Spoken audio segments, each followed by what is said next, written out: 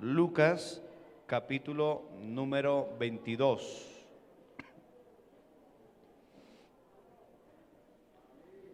Vamos a ponernos en pie y vamos a leer desde el versículo 7 hasta el versículo número 22.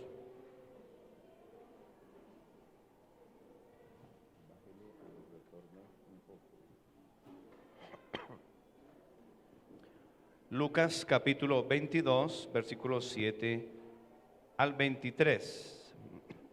Dice la Biblia: Llegó el día de los panes sin levadura, en el cual era necesario sacrificar al Cordero de la Pascua, y Jesús envió a Pedro y a Juan diciendo: Id, preparadnos la Pascua para que la comamos. Lean ustedes. Él les dijo: He aquí, al entrar en la ciudad, os saldrá al encuentro un hombre que lleva un cántaro de agua.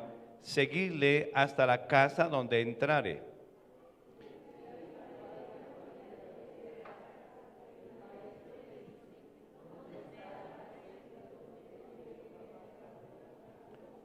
Entonces él mostrará un gran aposento alto, ya dispuesto, preparada allí. Fueron pues y hallaron como les había dicho, y prepararon la Pascua. Cuando era la hora, se sentó a la mesa y con él los apóstoles, y les dijo: Cuánto he deseado comer con vosotros esta Pascua antes que padezca, porque os digo que no la comeréis más hasta que se cumpla en el reino de Dios. Y habiendo tomado la copa, dio gracias y dijo: Tomad esto, repartidlo entre vosotros, porque os digo que no beberé más del fruto de la vid hasta que el reino de Dios venga. Y tomó el pan y dio gracias y lo partió y les dio diciendo: Esto es mi cuerpo que por vosotros es dado. Haced esto en memoria de mí. De igual manera, después que hubo cenado, tomó la copa, diciendo: Esta copa es el nuevo pacto en mi sangre, que por vosotros se derrama. Mas he aquí, la mano del que me entrega está conmigo en la mesa.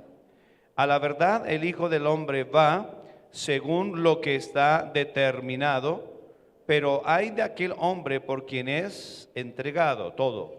Entonces ellos comenzaron a discutir entre sí quién de ellos sería el que había de hacer esto.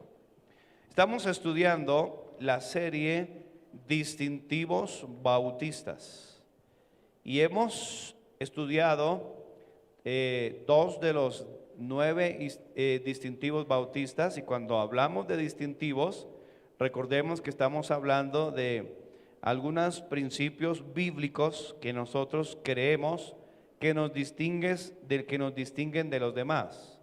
Dijimos que el primer distintivo que nosotros creemos y enseñamos es que la base y la autoridad de la iglesia y de nuestras vidas es la Biblia.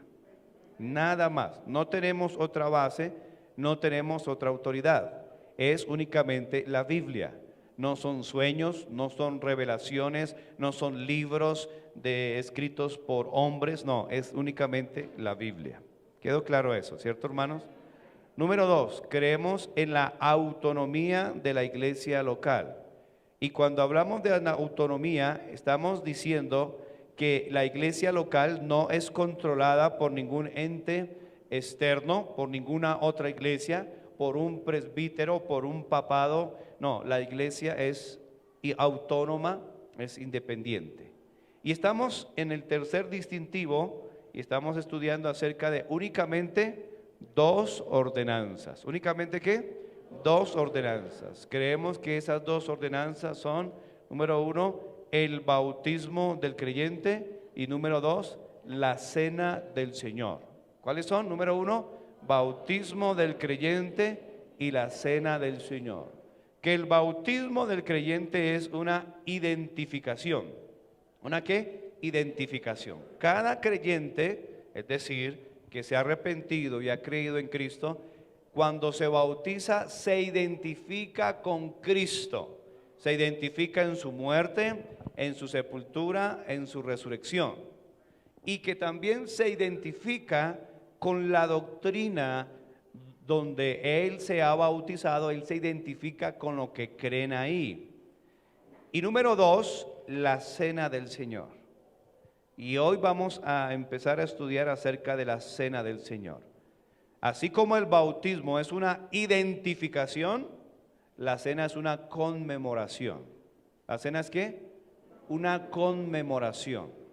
Por eso la Biblia dice, y acabamos de leer también, y vamos a estudiarlo, es en memoria de mí, dijo Cristo, en memoria de mí.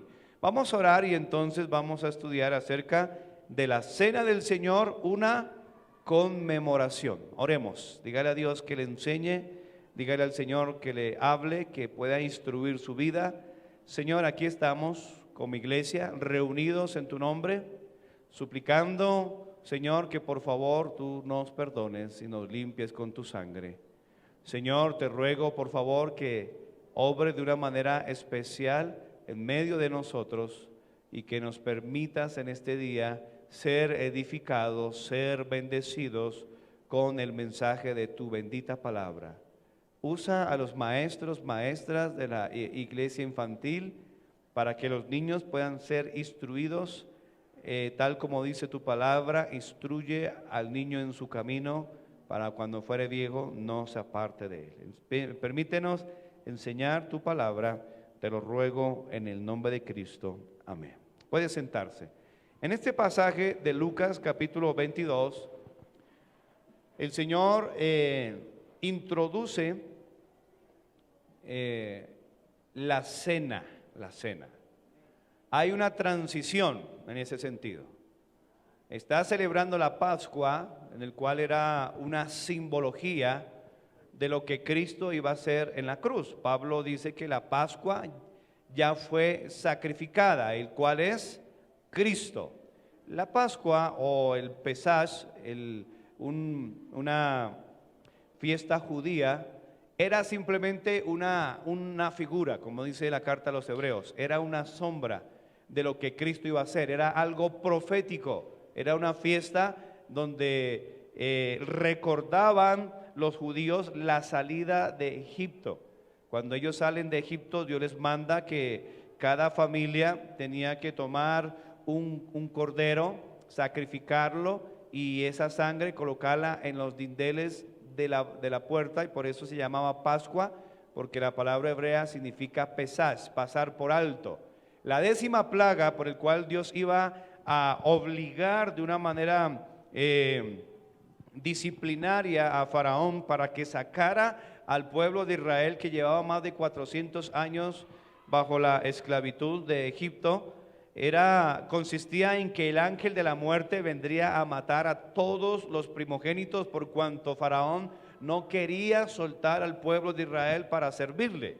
Una vez que el Señor implementó eso, le dijo a Moisés que para que el pueblo de Israel no fuera destruido y que cuando llegara la muerte, el ángel de la muerte pasara por alto, eso significa Pascua, pasar por alto, pesaj, entonces la muerte no matará a los que estuvieran bajo esa sangre. Y usted sabe que esa sangre tipifica, es figura de la sangre de Cristo. Cuando nosotros somos salvos, no hay condenación para los que están en Cristo. Entonces, como era una fiesta judía, Él quita esa fiesta porque Él es el cumplimiento de esa fiesta. Ya no se guarda la Pascua, ahora el Señor instituye la cena, la conmemoración. Y vamos a ver algunos principios, algunas verdades acerca de la cena del Señor, recordando que la cena del Señor es una ¿qué? Conmemoración. Apúntelo ahí en su cuaderno, es una conmemoración. Recordamos lo que Cristo hizo. Ahora, ¿cuál es el propósito de esta cena? Bueno, es en memoria del Señor, en memoria. La iglesia romana tristemente desarrolló una falsa doctrina llamada la transustanciación. Ellos incorrectamente enseñan una teoría que cuando el supuesto sacerdote bendice los elementos usados en la cena, milagrosamente se transforman en el cuerpo y la sangre literal de Jesucristo, aunque la apariencia no cambia. El que comulga, dicen ellos, come el cuerpo y la sangre de Jesucristo que acaba de ser sacrificado por el sacerdote. La Iglesia romana denomina a este rito Eucaristía. No tiene nada que ver con lo que Cristo hizo por nosotros. No tiene nada que ver, hermanos. La palabra transliterada directamente, ellos le llaman Eucaristía, y la palabra transliterada significa dar gracias. Aunque la Biblia no habla de Eucaristía y la Biblia no habla en el sentido de la cena del Señor, acción de gracias, la Biblia lo llama la cena del Señor. Inclusive, hermanos, esto es algo polémico, pero no es Santa Cena. La Biblia lo llama la cena del Señor. Miremos un versículo.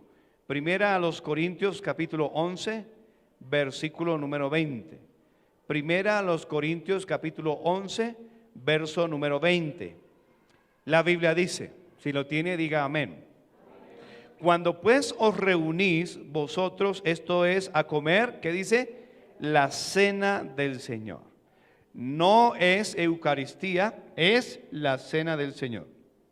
La palabra transubstanciación que usa la iglesia falsa significa literalmente cambiar de sustancia. Y eso nunca sucede, hermano.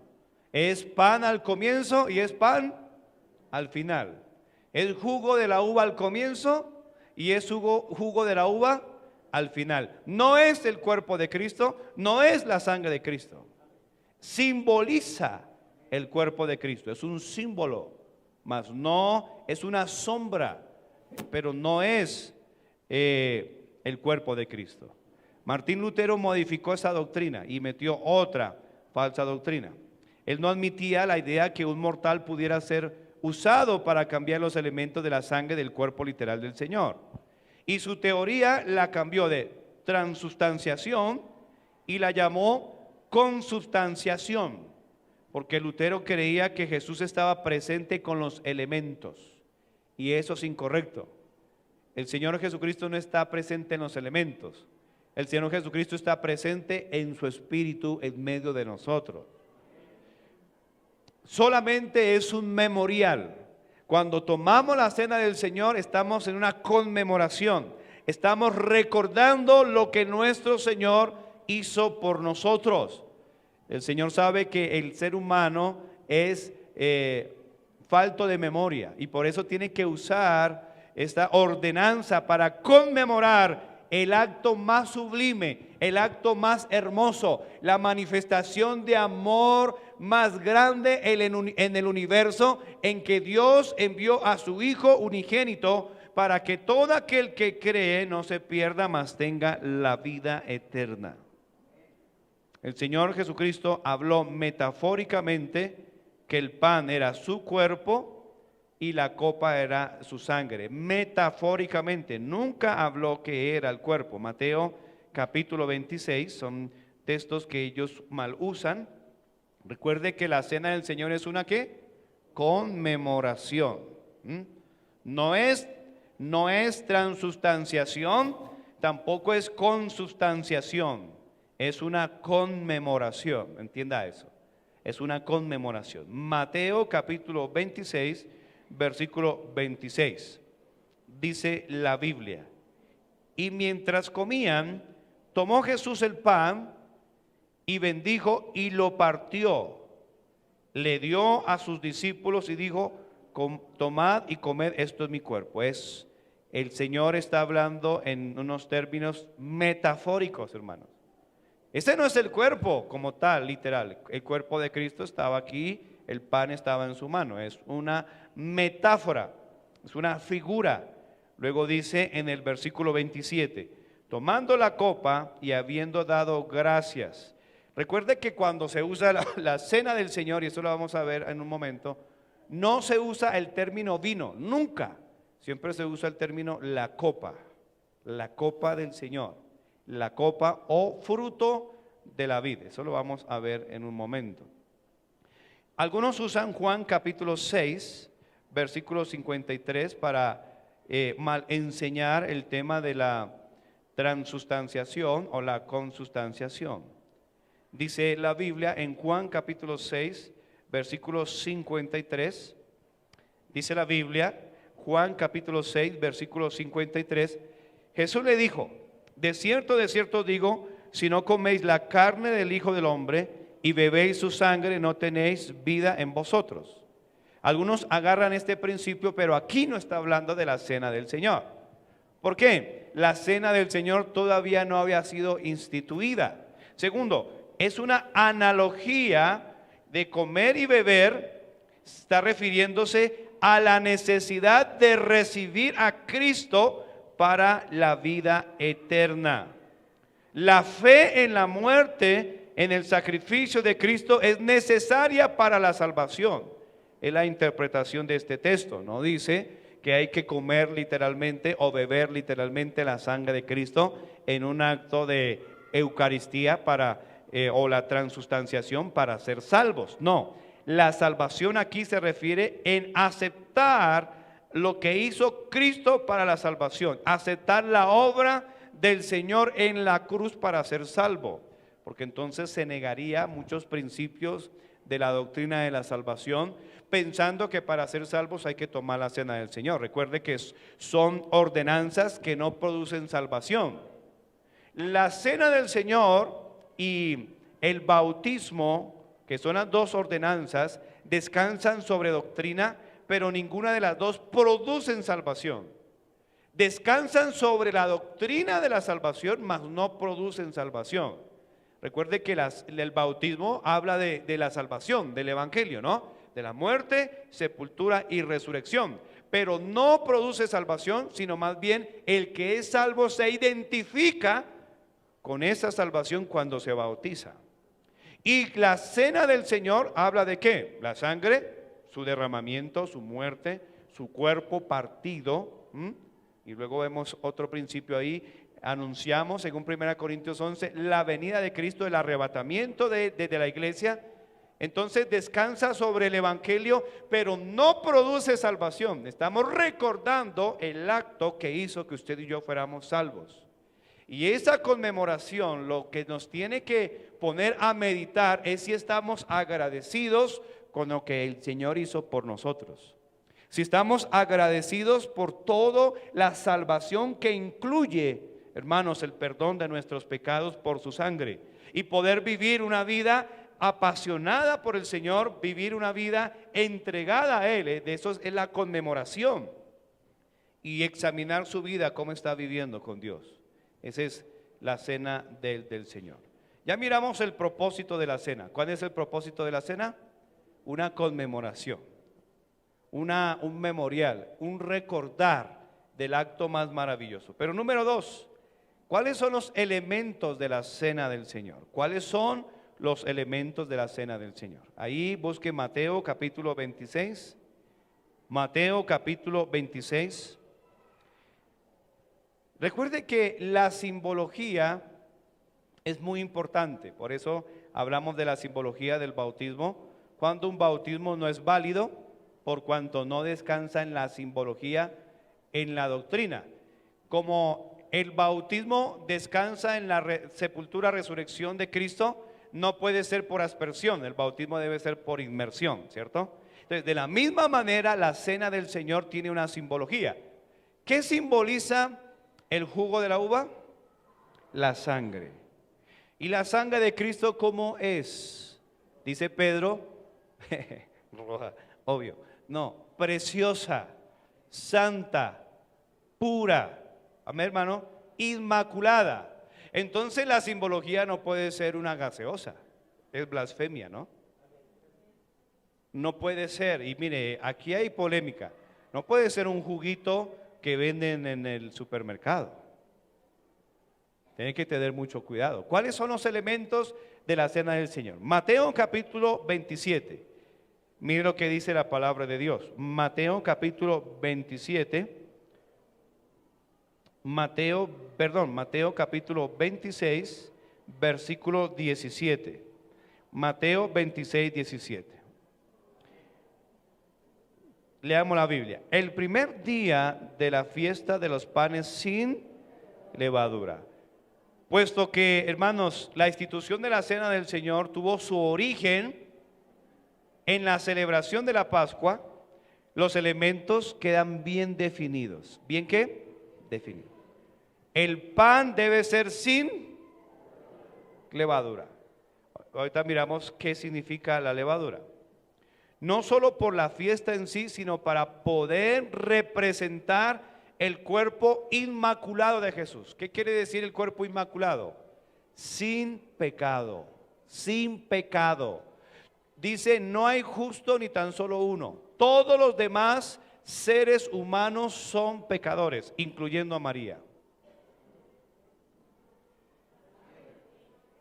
Ella fue pecadora, ella reconoció a Cristo como mi Salvador. La única persona que reconoce a un Salvador es un pecador. Solo Cristo es inmaculado. Entonces, si le ponemos levadura, si usted toma la cena del Señor con galletas saltines, eso es blasfemia. O con pan de panadería, no. Tiene que ser con pan sin ¿qué? Sin levadura. No pudiera ser pan con levadura, ya que la levadura es símbolo del pecado. Aquí mismo, Mateo capítulo 16. Estudie la Biblia, hermano, por favor. Esto es cristología también. Cristo es sin pecado. Cristo es sin pecado, hermano. Cristo no pudo pecar, como enseñan los liberales. No, es que Cristo fue tentado en todo porque era pecador. No, Cristo fue tentado para mostrar que no podía pecar. Mateo capítulo 16, en el versículo número 6. Jesús le dijo, mirad, guardaos de la levadura de los fariseos y de los saduceos. Ahora vaya al versículo 12. Entonces entendieron que no les había dicho que se guardaran de la levadura del pan, sino de la doctrina de los fariseos y de los... La levadura aquí es tipo de falsa doctrina, de contaminación.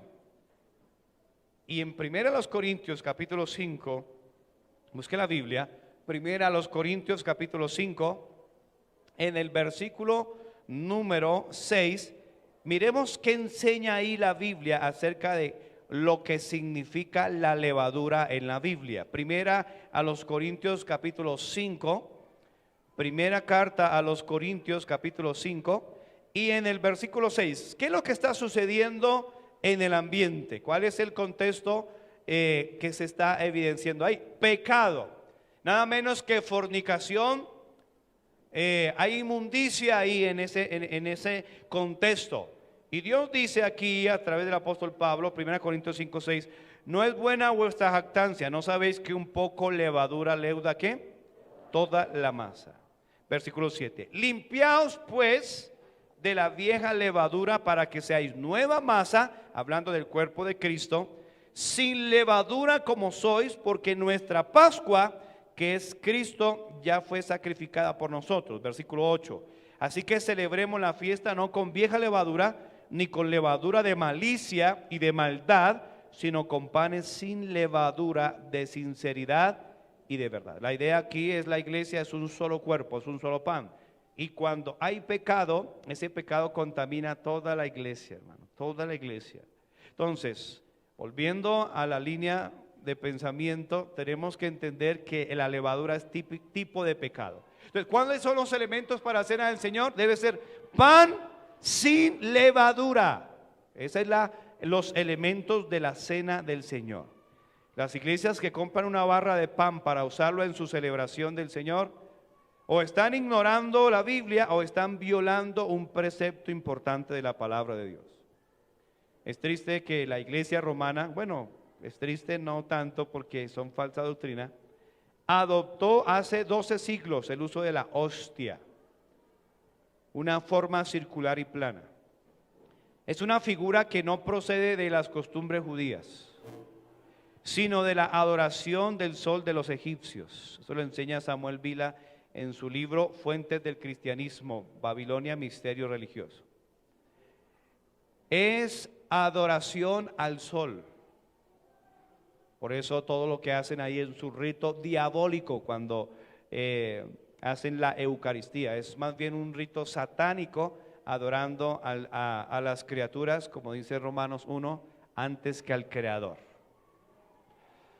Si no, hermano, mire, si no hay una tienda donde podamos comprar pan sin levadura, es mejor pues prepararlo, siguiendo una receta bíblica. Amasar la harina de trigo con un poco de aceite de oliva, sal y agua, listo. Le da forma de torta o pan plano, cocer al sartén y sin aceite. Eso es la forma que se hace el pan sin levadura. Primer elemento, ¿cuál es? Pan sin levadura. Segundo elemento, Mateo 26, 27. Mateo capítulo 26, versículo 27. Estamos en una escuela dominical donde estudiamos la doctrina bíblica. Mateo 26, 27. Luego de que partió y dio a sus discípulos, versículo 26, en el versículo 27 dice, y tomando la copa, y habiendo dado gracias, les dio diciendo, bebed de ella todos, porque esto es mi sangre, que dice, del nuevo pacto que por muchos es derramada para remisión de los pecados. Recordemos que al tomar el jugo de la uva no hay limpieza de pecados. Recuerde que simplemente es una conmemoración. Esa jugo de la uva representa la sangre de Cristo que sí limpia pecados. 1 Juan 1:7. Y la sangre de Jesucristo su Hijo nos limpia de todo pecados. Es una simbología. Pero luego dice en el versículo 29, y os digo que desde ahora no beberé más de ahí está el término, fruto de la vid. No dice vino por ningún lado, hermano. En ningún texto de la Biblia dice vino. Generalmente la palabra que se usa para vino no es la que se usa para la cena del Señor. Él lo llamó el fruto de la vid y él lo llamó la copa. ¿Qué es el fruto de la vid? ¿Qué es la vid? La uva. Hay un texto, hermanos, que enseña más claro esto. Génesis capítulo 49, en el versículo número 11. Ahí la Biblia lo pone más claro que se refiere a este jugo de la vid. Génesis 49, versículo 11. Génesis 49, versículo 11. Aquí está la historia de lo que sucedió con los hijos de Jacob.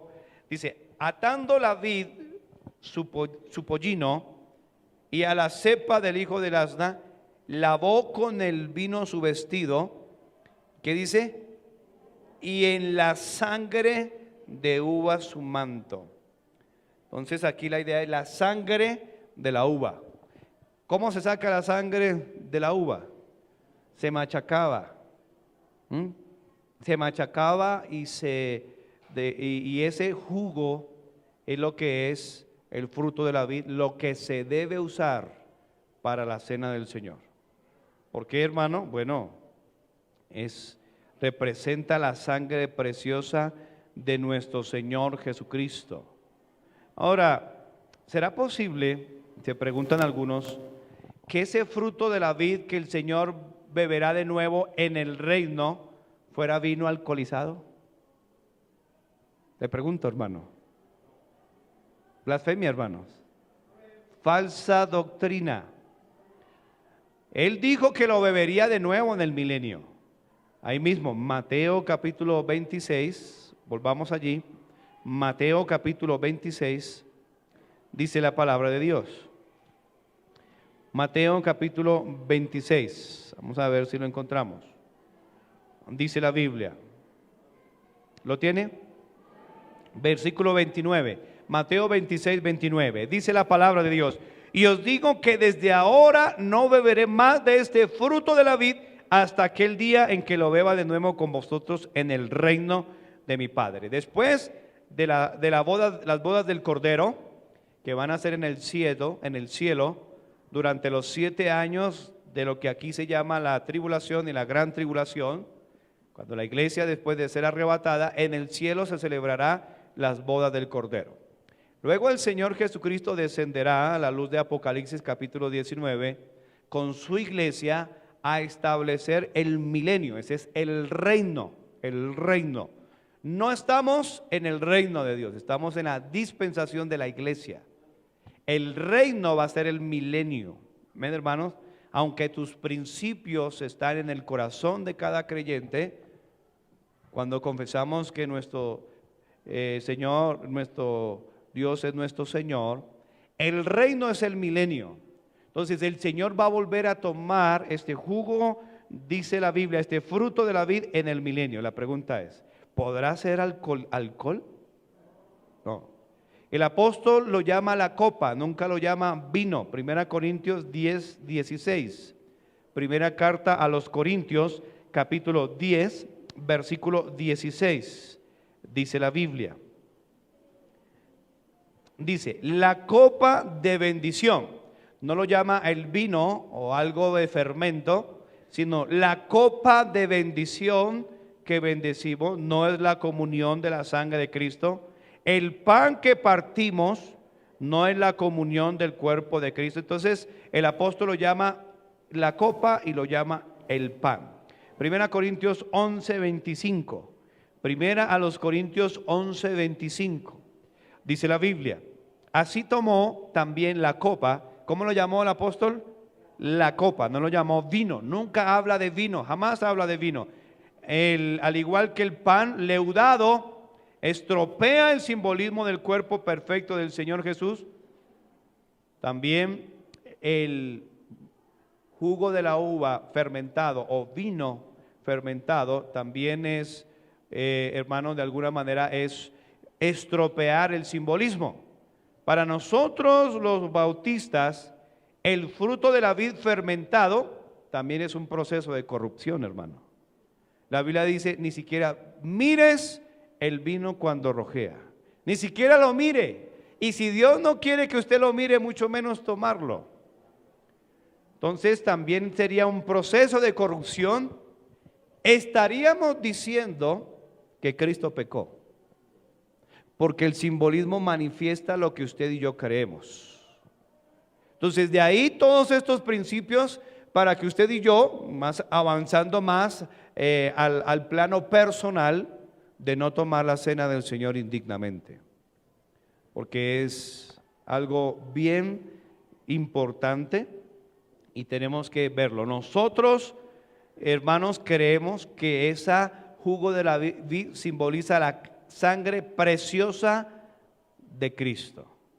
Cuando el Señor Jesucristo o Cristo dijo, esta copa es el nuevo pacto en mi sangre, está hablando simbólicamente. La bebida en la copa no contenía su sangre, pero la bebida en la copa simboliza la sangre que asegura o aseguró nuestra salvación. Y el pan, dijo, tomad y comed, esto es mi cuerpo que por vosotros es partido. Es obvio que él está hablando simbólicamente. Lo que estaba en su mano no era su cuerpo, sino simbolizaba su carne. Así como ese pan que es introducido a la boca y es triturado por usted, así fue triturada la carne de Cristo por sus pecados y por los míos, por nuestra culpa. Y cada vez que usted toma esa cena del Señor con temor y pensando en estos principios, su corazón debe arder de amor hacia Cristo. Es enamorarnos más de Él. De esto se trata esto, hermanos. ¿Cuánto usted se entrega más y más a Cristo? No a una religión, sino a Cristo. Ame a Cristo, hermanos. Conozca a Cristo. Sirva a Cristo. Dé su vida para Él. Ámelo. Él lo merece. Cuando usted está recordando lo que Él hizo, usted cuando vaya a pecar va a frenarse de hacerlo porque va a ofender a la persona que más le ama a usted, hermano. Y eso nos tiene que llevar a vivir una vida diferente, una vida santificada, una vida purificada, una vida alejada de este mundo cochino y la tentación del diablo, que lo único que hace es destruir nuestra vida, ¿o no? Cristo dijo: yo he venido para darles vida y para que la tengan en abundancia. Por otro lado, el ladrón vino para matar su vida, sus sueños, robar, destruir su salud, su familia, su futuro. ¿Por qué no amar con todo nuestro corazón al Señor Jesucristo? ¿Por qué no, hermano? ¿Por qué no dar nuestra vida para Él? Amén, hermanos. La iglesia debe estar, ya cuando hablamos de, número uno, el propósito de la cena, ¿cuál es? La conmemoración. ¿Cuál es el propósito de la cena del Señor? Conmemoración, recordar, en memoria de. Dijimos, número dos, ¿cuáles son los elementos de la cena del Señor? Pan sin levadura y fruto de la vid, o sangre de la vid, como leímos en Génesis. Número tres, y aquí vamos a terminar hoy, los participantes en la cena. ¿Quiénes deben ser los participantes de la cena? ¿Qué simboliza, hermanos, la cena? La muerte de Cristo, el derramamiento de su sangre, su cuerpo molido. ¿Para qué? ¿Para qué? Para la remisión, dice ahí, de nuestros pecados. Para que todo aquel que en Él crea. Entonces, ¿para quién es la cena del Señor? Para alguien que esa verdad ha sido aplicada. Para aquellos que han sido limpiados con la sangre de Cristo. Un inconverso no puede participar, un religioso no puede participar. Apocalipsis capítulo 1, en el verso número 5, dice la palabra de Dios, Apocalipsis 1:5, dice: y de Jesucristo, el testigo fiel, el primogénito de los muertos, el soberano de los reyes de la tierra, al que nos amó, hermano, escuche, al que nos amó. Nadie nos puede amar como Él. Nadie, no mendigue amor en las esquinas, solamente Cristo le ama, jovencito, jovencita, con un amor perfecto, un amor que se demostró. Al que nos amó y nos lavó de nuestros pecados con su sangre. Bendito sea el nombre de Dios. Bendito sea Cristo. Ninguna religión hizo lo que Él hizo por usted y por mí. Ningún ser humano ha hecho ni hará lo que Él hizo por nosotros. Nos lavó con su sangre. ¿Quiénes deben participar? Aquellos que han sido lavados con su sangre. ¿Ha sido usted lavado con su sangre? ¿En qué momento? En el momento que usted se arrepintió y creyó en Cristo. Claro. La salvación es el primer requisito. La regeneración es el requisito. Es interesante, hermanos, muchos pelean por eso, ¿no? Pero es interesante que Judas salió antes de tomar la cena. Interesante eso, hermano. Dice que antes que tomaran, porque ahí estaban, recuerde que en ese contexto habían dos situaciones. Cristo estaba tomando la Pascua, porque todos eran judíos. Parece ser que Judas tomó la Pascua. Pero antes de constituir la cena del Señor, Judas salió. Es para creyentes, hermano, genuinos. Una persona que no es salva, por supuesto, no puede ni bautizarse, obviamente, ni puede tomar la cena, porque juicio come. Por eso nosotros, por amor a la gente, la cena que nosotros celebramos es cerrada para membresía, porque no queremos hacerle daño a la gente. Ellos lo hacen por ignorancia, nadie les explica, por eso estamos aquí aprendiendo en una escuela dominical acerca de este asunto tan importante. Debe ser, número uno, ¿quién? Alguien que ha nacido de nuevo. Número dos, bueno, dice que no sé, 1 Corintios capítulo 11, 1 Corintios capítulo 11, dice la Biblia en el versículo 27. Dice, de manera que cualquiera que comiere este pan o bebiere esta copa del Señor, ¿qué dice? Indignamente. Esta palabra indigno es fácil de definir. Una persona indigna es una persona en desobediencia abierta, desobediencia consciente. Por lo tanto, Cristo mandó, haga discípulos y bautíceles. Entonces, una persona que no se ha bautizado bíblicamente no puede tomar de la cena del Señor. Indignamente, no puede. Entonces, el bautismo es el segundo requisito inseparable del primero, aunque no hay ningún texto que lo manda específicamente, porque todos los creyentes mencionados en el Nuevo Testamento, escuchen, se bautizaron inmediatamente. ¿Ha leído el Nuevo Testamento? ¿Ha leído el libro de los Hechos? No hay un solo creyente registrado en la Biblia que no se haya bautizado inmediatamente. Pablo se bautizó al tercer día de ser salvo. Ha leído Hechos 9, ¿no? El carcelero de Filipos se bautizó a las 3, 4 de la mañana con toda su familia. Lidia, la vendedora de púrpura, se bautizó inmediatamente en Hechos capítulo 8. Inmediatamente se bautizó el carcelero de Filipo, ya dijimos, inmediatamente se bautizó el eunuco de Hechos capítulo 8. Entonces, por obvias razones, según el mandato de Cristo en Mateo 28, ir a hacer discípulos y bautícelos. Y luego enséñenles. Enseñen lo que estamos haciendo aquí. El ministerio de la iglesia, de la escuela dominical es eso, enseñarle a usted que guarde las cosas que Cristo nos mandó.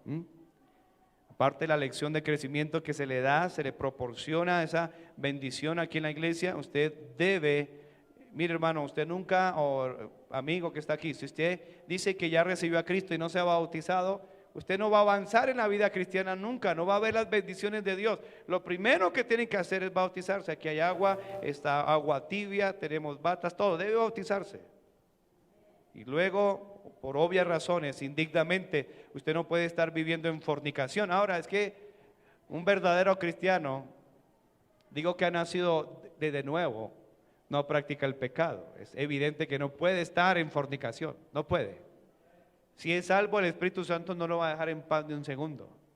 Si usted está muy tranquilo, déjeme decirle, si usted está muy tranquilo viviendo en adulterio, en fornicación, o en un pecado practicado, examine en quién ha creído usted. O examine su salvación, porque si Dios le salvó, la pregunta es de qué lo salvó si vive todavía en pecado. Digo practicando el pecado, porque el cristiano no deja de pecar, cae en pecado, pero no vive, no tiene un hábito constante. ¿Por qué? Busque ahí 1 de Juan capítulo 3 y se lo explico así. 1 de Juan capítulo 3. Tiene que examinar en qué clase de Jesús usted creyó, porque el Jesús de la Biblia tiene poder para transformar la vida. No dice la Biblia, de modo que si alguno está en ¿quién? Nueva criatura es. ¿Cómo me dice que es nueva criatura y vive todavía practicando el pecado? Tiene que examinar. A menos de que no haya posibilidad humana de obedecer a Dios por alguna circunstancia de salud, etcétera. Pero si hay forma de casarse, cásese, porque es mejor casarse que estarse quemando, lo dice la Biblia en 1 Corintios 7. Luego dice 1 de Juan capítulo 3. 1 de Juan capítulo 3, versículo 4. 1 de Juan 3, 4. Todo aquel que comete pecado infringe también la ley, pues el pecado es infracción de la ley. ¿Qué es el pecado? Una definición bíblica. Infracción de la ley. La Biblia sigue diciendo, huid de la fornicación. Adúlteros y fornicarios los juzgará Dios. Todavía la Biblia sigue diciendo eso en Hebreos 13, 4. Versículo 5. Y sabéis que Él, o sea Cristo, Él apareció ¿para qué? Quitar nuestros pecados, y no hay pecado en Él. La pregunta es Juan el Bautista lo presenta como el Cordero de Dios que quita el pecado del mundo. le ha quitado ese pecado? Porque si no se lo ha quitado, la pregunta es, ¿en qué Cristo ha creído? Porque el Cristo de la Biblia es un Cristo poderosísimo que quita pecados. Quita pecados. Versículo número 6. Todo aquel que permanece en Él, también hay un principio de permanecer en Él, en su palabra, en su iglesia, orando, no peca o no practica, es la idea. Todo aquel que peca no le ha visto. Usted no ha visto a Cristo, ha visto una religión y le ha gustado la iglesia y viene para satisfacer su conciencia de pronto, pero no ha conocido a Dios. No, usted no sabe quién es Dios, ni la ha conocido. Hijitos, nadie os engañe, ya está hablando en un término de relación con los salvos. Nadie os engañe, ni usted mismo, ni el diablo, ni el mundo, ni falsos predicadores, falsos enseñadores. Dice, el que hace justicia es justo como Él es justo. Y aquí está una declaración contundente. Primera en Juan 3:8. El que practica el pecado es de quién. Y estudie la palabra práctica. Hábito continuo, constante, estilo de vida en el pecado. Porque el diablo peca desde el principio, pero ahí está otra vez una palabra de esperanza. Dice, para esto apareció el Hijo de Dios. ¿Para qué? Para deshacer las obras del diablo. Y aquí está la explicación. Todo aquel que ha nacido de Dios, ¿cuál es el resultado que dice ahí? No practica, es decir, no vive una vida en un constante pecado.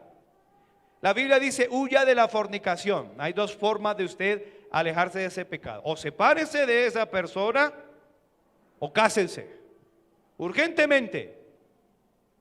Porque Dios dice aquí, todo aquel que es nacido de Dios no practica el pecado. Aquí no dice que no peca.